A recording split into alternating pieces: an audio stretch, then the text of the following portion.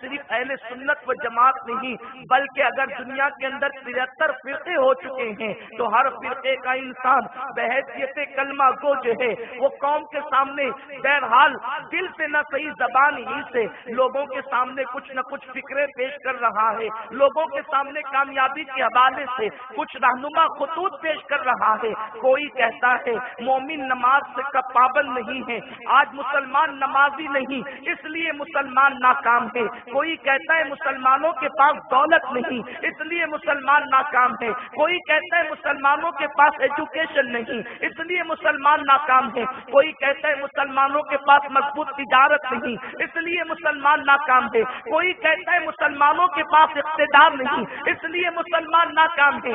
میں کہتا ہوں ان کی اس فکر سے مجھے انکار نہیں ہے، لیکن اگر آئینہ دیکھیں اور حقیقت کی طرف نگاہ کریں تو پتہ چلتا ہے اگر کل مسجدیں سینکڑوں کی تعداد میں تھی تو آج مسجدیں لاکھوں کی تعداد میں ہیں۔ پھر کون کہتا ہے کہ مسلمان نماز کم پڑھتا ہے؟ کل کے مقابلے میں تو نمازیوں کی تعداد بڑھ چکی ہے۔ کل لوگ سیدھا حج اور عمرہ کے لیے جاتے تھے، عمرہ میں جانے والوں کی تعداد صرف ماہ رمضان شریف میں ہوتی تھی، وہ بھی چند ایک لوگوں کی ہوا کرتی تھی۔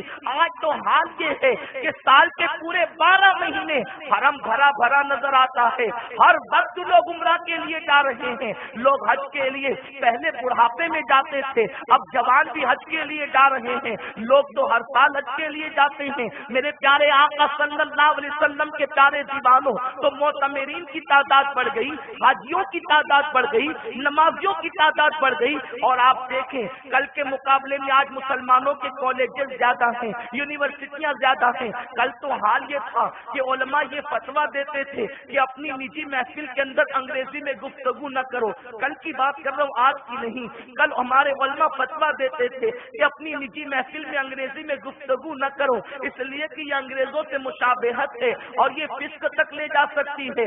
آپ اٹھا کر کے دیکھیں آج سے 50 سال پہلے کے فتوے، لیکن آج تو مذہبی محفل میں بھی انگریزی میں ہی گفتگو کرنی پڑتی ہے، اس لیے کہ آج تعلیم یافتہ طبقہ بڑھ چکا ہے، بلکہ اردو داں جو ہے وہ کم ہوتے جا رہے ہیں۔ میرے پیارے آقا علیہ السلام کے پیارے دیوانوں، تو ایجوکیٹڈ لوگ بڑھتے جا رہے ہیں، ایجوکیشن بڑھتا جا رہا ہے، نمازی بڑھتے جا رہے ہیں، حاجی بڑھتے جا رہے ہیں۔ غرض کے دولت کا حال بھی یہ ہے کہ اللہ اکبر، کل جو ہے وہ قسم پرسی میں زندگی گزارنے والے لوگ آج جو ہے وہ دولت مند بنتے ہوئے نظر آ رہے ہیں۔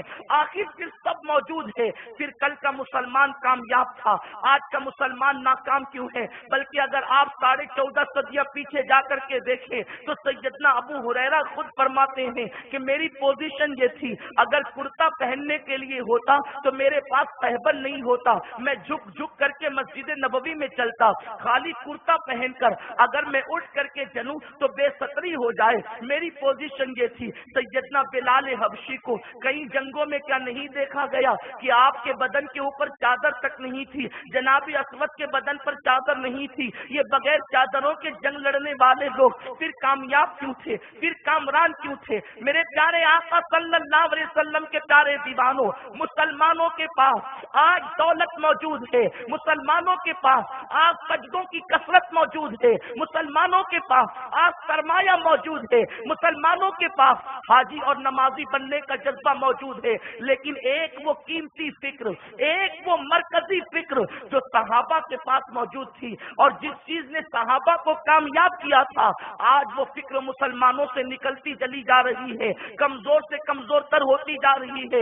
وہ کون سی فکر تھی جو صحابہ کے پاس موجود تھی اور آج کے اکثر کلمہ پڑھنے والوں کے پاس نہیں؟ تو اسی کو تعظیم مصطفیٰ کہتے ہیں، اسی کو ادب رسول کہتے ہیں، اسی کو احترام نبوت کہتے ہیں۔ میرے پیارے آقا صلی اللہ علیہ وسلم کے پیارے دیوانوں، اللہ نے کامیابی کا راستہ مصطفیٰ کریم کی تعظیم کو قرار دیا ہے، تعظیم رسالت کو قرار دیا ہے، آقا کے احترام کو قرار دیا ہے۔ میرے پیارے آقا صلی اللہ علیہ وسلم کے پیارے دیوانوں، آج لوگ کہتے ہیں ہم سے اقتدار چھینا جا رہا ہے، ہم سے دولت چھینی جا رہی ہے، ہم سے مال چھینا جا رہا ہے، آج ہمیں گدا گری تک لے جایا جا رہا ہے، ہمیں قسم پرسی کا شکار کیا جا رہا ہے۔ میں تم سے پوچھتا ہوں، پورے 72 فرقوں کو دعوت فکر دیتے ہوئے عرض کروں گا، میرے پیارے آقا علیہ السلام کے پیارے دیوانوں، جب تک تم بادشاہ تھے اس وقت تمہارا عقیدہ کیا تھا، اس وقت تمہاری فکر کیا تھی، اس وقت تمہاری سوچ کیا تھی؟ آؤ ذرا دیکھو تو صحیح، اور آج سوچ کیا بن چکی ہے۔ حضرت سلطان محمود غزنوی رحمت اللہ تعالی علیہ کے ایک وزیر ہیں جو ان کے غلام بھی تھے، ان کا نام ایاز تھا، ایاز کے بیٹے کا نام محمد تھا، اور محمد کو جو ہے وہ ایاز نے محمود کی جو ہے وہ خدمت پر متعین کیا تھا، اس لیے کہ ایاز بڑے قریبی تھے۔ ایاز نے اپنے بیٹے محمد کو محمود غزنوی کی خدمت پر متعین کیا۔ محمود کی خدمت تم نے کرنا ہے، اس کی خاص خدمت میں تم نے حصہ لینا ہے۔ ایک مرتبہ یہ ہوا، محمود غزنوی صبح کے وقت جو ہے اللہ اکبر حمام کے اندر گئے، پانی رکھ دیا گیا، جو ضروریات کی چیز تھی رکھ دی گئی، لیکن تولیہ رکھنا محمد بھول گیا، تو اندر سے محمود نے آواز لگائی، او ایاز کے بیٹے تو نے تولیہ نہیں رکھا۔ آپ توجہ فرمائیں، آپ غور کریں، اللہ اکبر، محمود غزنوی کے اتنے جملے سے، او ایاز کے بیٹے تو نے تولیہ نہیں رکھا، نام نہیں لیا بادشاہ نے۔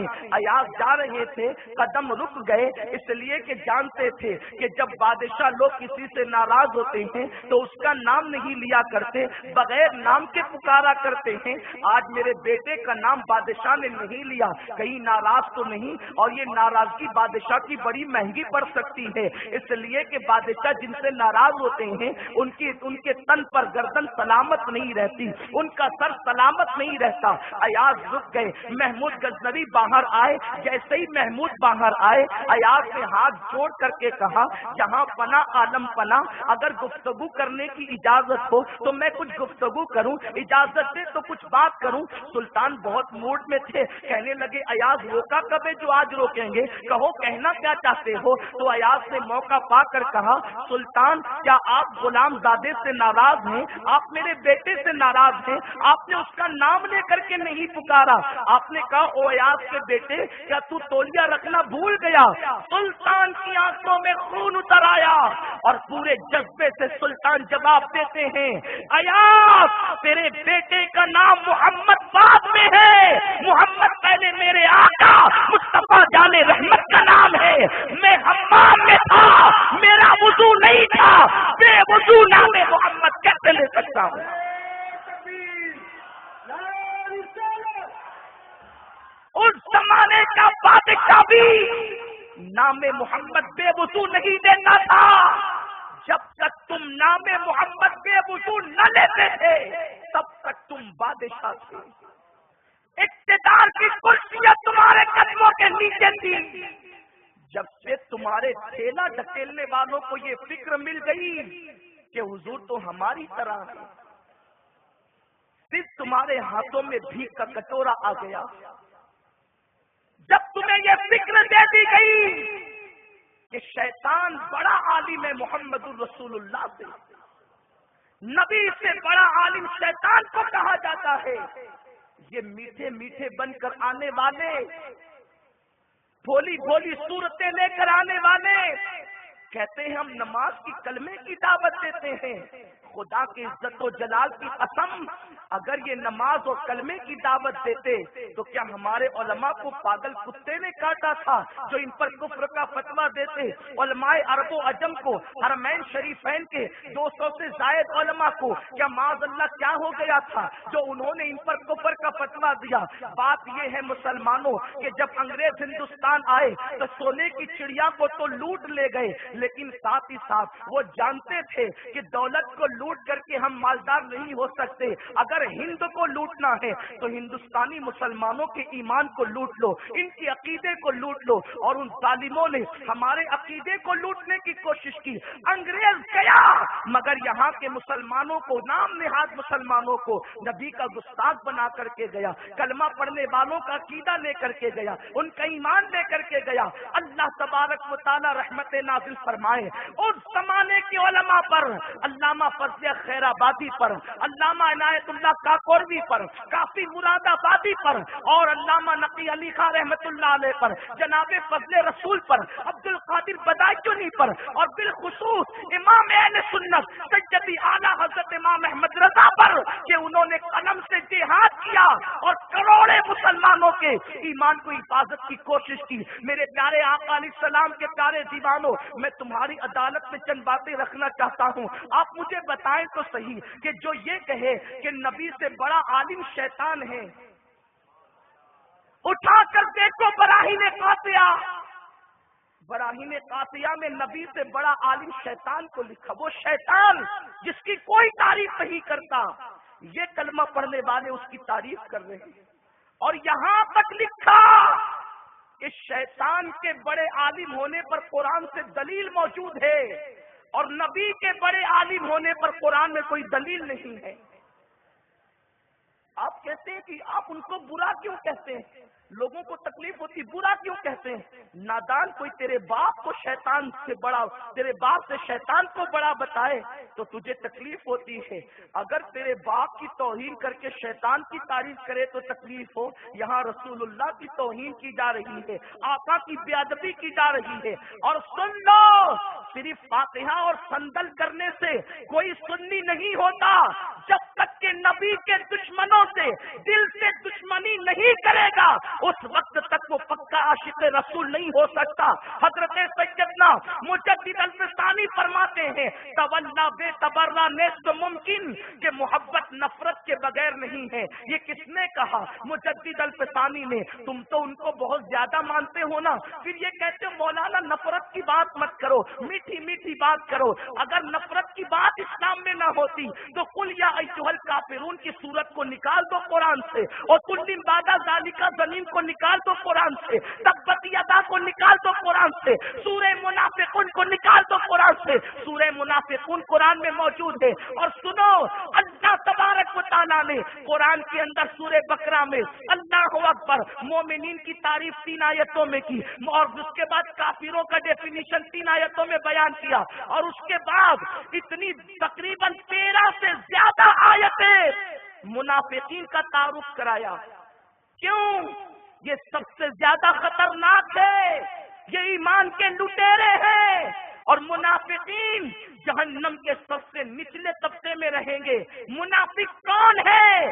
زبان پہ کلمہ ہے، نبی کے لیے دل میں بغض ہے، نبی کے لیے دل میں عداوت ہے۔ ہماری قوم کو کون سمجھائے؟ قوم یہ کہتی ہے مولانا محبت کی بات کرو۔ میرے پیارے آقا علیہ السلام کے پیارے دیوانوں، آپ کی سنیں کہ اللہ کی سنیں؟ محبت کی بات صرف ایمان والوں کے لیے ہوگی، اور جس کے دل میں ایمان نہیں ہے پھر اس کے ساتھ محبت کی باتیں کرنا یہ ایمان کا جنازہ نکالنے کے مترادف ہے۔ اٹھا کر دیکھو قاضی عیاض رحمت اللہ علیہ کی شفا شریف، کتاب الشفا وہ مقبول کتاب ہے جس کو میرے آقا نے اپنے دربار سے قبولیت کی سند عطا کی ہے۔ قاضی عیاض رحمت اللہ تعالی علیہ لکھتے ہیں، کیا لکھتے ہیں سنو، ایک شخص بادشاہ ہارون رشید کے دربار میں آیا، توجہ فرمائیں، ہارون رشید کے دربار میں آیا، اور آنے کے بعد وہ بڑا قریبی تھا، بہت قریبی تھا ہارون رشید کا۔ ہارون رشید نے کہا یار ہم کو ایک منشی کی ضرورت ہے جو ہمارے یہاں منشی کا کام کرے، لیکن دیکھنا ذرا آدمی اچھا ہو۔ اس نے جواب دیا میرے